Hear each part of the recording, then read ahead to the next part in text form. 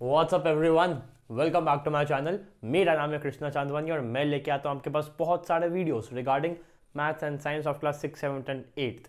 तो आज के इस वीडियो में हम लोग करने वाले हैं आपकी क्लास 7 का मैथ्स का सेकंड चैप्टर, जिसका नाम है फ्रैक्शंस।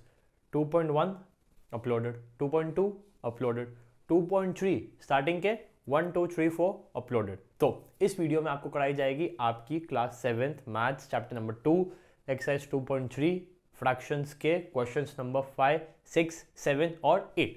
तो बिना किसी देरी के शुरू करते हैं।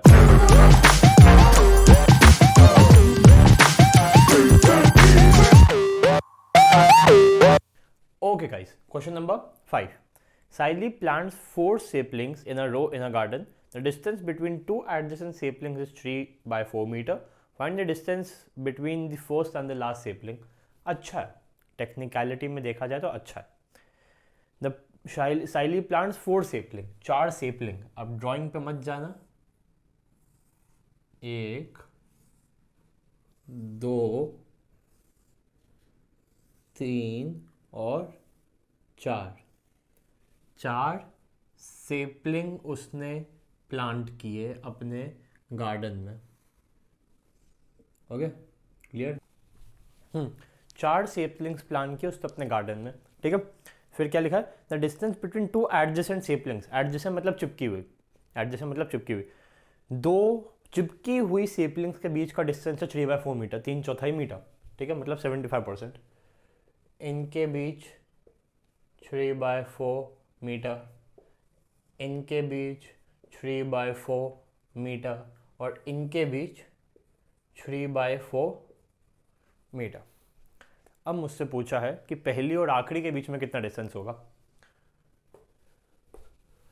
This is asked to me कि ये है कितना, ये कितना है, ये मुझसे पूछा गया, ठीक है। 3/4 एक बार काउंट करेंगे, plus 3/4 plus 3/4, 3/4 metre plus 3/4 metre plus 3/4 metre is equal to our final answer. अब ये किसकी एक्सरसाइज है? मल्टीप्लीकेशन ऑफ अ फ्रैक्शन, ठीक है। तो क्या हम 3/4 प्लस 3/4 प्लस 3/4 करेंगे? क्या कर सकते हैं, कर सकते हैं, लेकिन ये मल्टीप्लीकेशन की एक्सरसाइज है। So what the answer is expected by us? Wait, मैं आपको स्टेटमेंट बता देता हूँ कि वर्ड प्रॉब्लम है, आपको स्टेटमेंट कैसे लिखना है, ठीक है। सबसे पहले आप लिखोगे 2 adjacent saplings, saplings S apostrophe distance.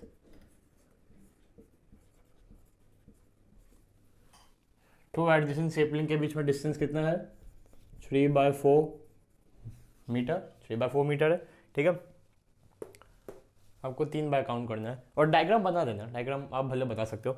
Since there are 4 saplings, so there are 3 distances, distance A, distance B and distance C. So the final distance means distance from sapling number 1 to sapling number D is 3/4 × 3। तो मैं यहाँ से solve कर देता हूँ। 3/4, 1, 2, 3 multiply by 3/1, 3/1। कोई common है? नहीं, कुछ कॉमन नहीं है। तो 3 3 9, 4 1 4, तो 9/4 मीटर। देख लो, स्क्रीनशॉट लेना ले लो फटाफट। ओके, क्लियर है? क्लियर है? समझ में आया ये कैसे किया मैंने? 1, 2, 3, 4 सेपलिंग थे, 3/4 3/4 and this is the answer. Okay, clear? अब 6 क्वेश्चन पर चलता है। Okay guys, question number 6। Lipika reads a book for one integer 3/4 hours every day. She reads the entire book in 6 days. How many hours in all were required by her to read the book? Easy question, समझ में आया? उसने 6 दिन book पढ़ी। उसने Monday book पढ़ी, Tuesday book पढ़ी, Wednesday book पढ़ी, थर्सडे बुक पढ़ी, फ्राइडे और सैटरडे। उसने मंडे टू सैटरडे हर रोज़ उसने बुक पढ़ी, हर रोज़। कितनी देर पढ़ी? एक दिन में कितने घंटे बुक पढ़ी? 1 घंटा और 3/4 घंटा। 1 इंटीजर 3/4, चलो आपकी लैंग्वेज में बोलो तो 1 इंटीजर 3/4 आवर्स हर रोज़ उसने बुक पढ़ी। तो बताओ इन ऑल टोटल उसने घंटे कितने लगाए? 1 इंटीजर 3/4 मंडे को, plus Tuesday, plus Wednesday, Thursday, Friday, Saturday, 6 दिन। सो आंसर क्या होगा? एक सेकेंड, आपको स्टेटमेंट लिखना भी बता दूँ। Lipika reads 1/3/4 hour every day, तो आप क्या लिखोगे? Lipika reads book every day for 1/4, 1 integer 3/4 hours. She completes entire book in 6 days। Total time required in hours, या फिर टोटल टाइम टेकन ब्रैकेट में in hours is equal to, अब जो मैं लिखने जा रहा हूँ वो, ठीक है, समझे ना ध्यान से। Lipika reads book every day for 1 integer 3/4 hours. She completes entire book in 6 hours। So total time taken in hours for her to complete the book is equal to, अब जो मैं लिखने जा रहा हूँ वो 1 इंटीजर 3/4 इंटू 6, क्योंकि Monday Tuesday Wednesday Thursday Friday और छठा सैटरडे, तो 6 बार मैंने मल्टीप्लाई कर दिया। अब बताओ फटाफट बताओ।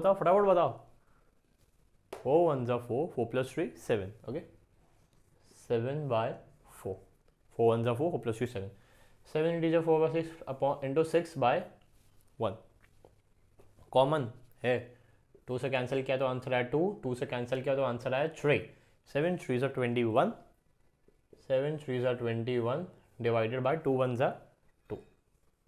सो आर्स लिखना मत भूलना प्लीज़, आर्स लिखना मत भूलना, मार्क्स कटते हैं। आर्स लिखना मत भूलना। और मुझे नहीं पता आपके स्कूल वाले क्या एक्सपेक्ट कर रहे हैं, तो अब 21/2 और 21 डिवाइडेड बाय 2 कितना होता है? 11 2 22, 10 2 20, मतलब 20 डिवाइडेड बाय 2 10, 22 डिवाइडेड बाय 2 11, तो 21 डिवाइडेड बाय 2 10.5, ओके, और 10.5 आवर्स।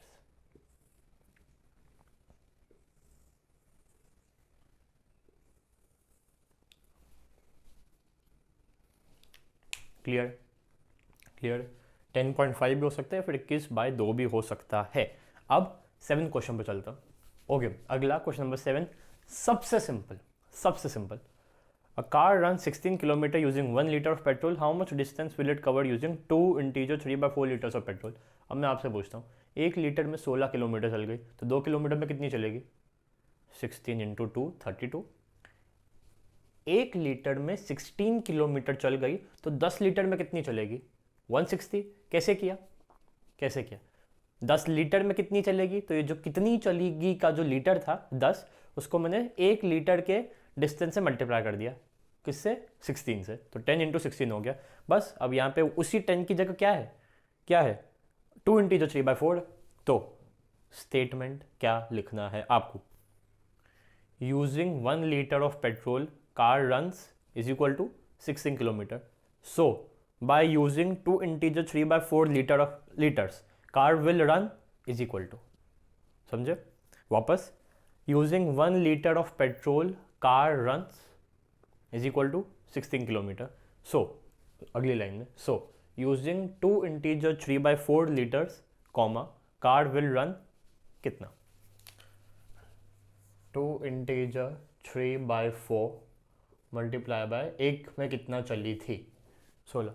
4 2 8, 8 + 3 11, 4 2 8, 8 + 3 11, क्या 11/4 इंटू 16। मुझे कॉमन दिख रहा है, 4 से कैंसिल किया तो आंसर आया 1, 4 से कैंसिल किया तो आंसर आया 4, 11 4 44।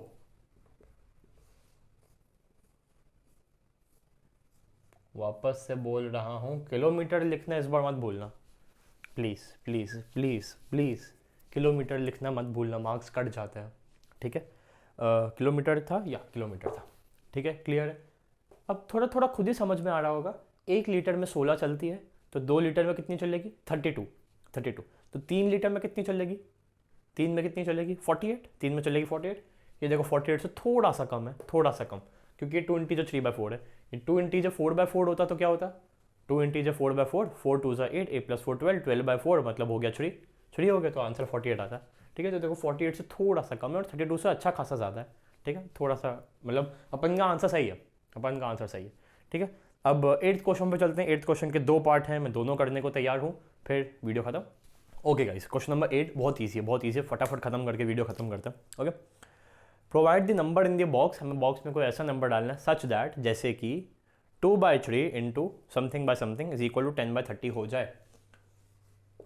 2/3 इंटू समथिंग बाय समथिंग हो जाए 10/30, 10/30। अभी कॉमन वॉमन सब दिमाग से निकाल दो। अभी सिर्फ ये सोचो कि 2 में क्या मल्टीप्लाई करूँ कि आंसर 10 है, 3 में क्या मल्टीप्लाई करूँ कि आंसर 30 आए, 30 आए। ठीक है, 2 इंटू क्या करूँ 5, 5 सही है, ओके। 3 में क्या मल्टीप्लाई करूँ 10। सो ये हमारा बॉक्स के अंदर का आंसर आया, यानी कि हमारे 8th क्वेश्चन के ए पार्ट के फर्स्ट का आंसर आया। ठीक है, 2 खुद ही कैलकुलेट करके बताओ, 2 इंटू 5 10 है, 3 इंटू 10 30 है, मतलब हम सही है।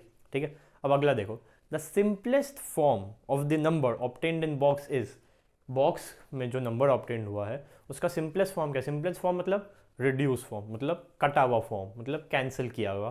ठीक है, 5 और 10 कैंसिल हो सकते हैं, हाँ कैंसिल हो सकते हैं। किससे कैंसिल हो सकते हैं? 5 से कैंसिल हो सकते हैं। 5 से काटा 1, नहीं यार इसको चेंज नहीं करता, उसको चेंज नहीं करता। अगली लाइन में लिखता हूँ, ये हमारे ए के फर्स्ट का आंसर है ना, ए का फर्स्ट उसी का सेकंड। बॉक्स में जो नंबर आया मेरा क्या आया? 5/10 आया। इस 5/10 को मैं 1 और इसको 10 को 5 से कैंसिल किया तो आंसर आया 2। मैं 1/2 भी लिख सकता हूँ। तो 8th के ए के दूसरे का आंसर है 1/2, पहले का आंसर है 5/10। ठीक है, अब दूसरा बी, चलो बोर्ड मिटा के बी आपको दिखाता हूँ। हाँ, 8th का बी 8th का बी क्या डालूँ यहाँ पे? टेबल्स आने चाहिए, टेबल्स आने चाहिए। 75 5 की टेबल में 15 5 से 75, 3 24 8, 3 8 से 24, 5 15 से 75। अब अगला क्या है? सिंपलेस्ट फॉर्म बॉक्स में, इसका सिंपलेस्ट फॉर्म क्या होगा? 8 और 15। सोचो किसी की टेबल में साथ में आ रहे हैं, 1 नहीं, मतलब 1 की टेबल में तो ऑफकोर्स आ ही रहे हैं, लेकिन 1 से ही कटा हुआ है। ठीक है, 2 नहीं, 3 नहीं, 4 4 4 4 4 4 4 4 नहीं, ऑफकोर्स नहीं, 5 6 7 8 किसी में नहीं आ रहे। सो इसका आंसर क्या है?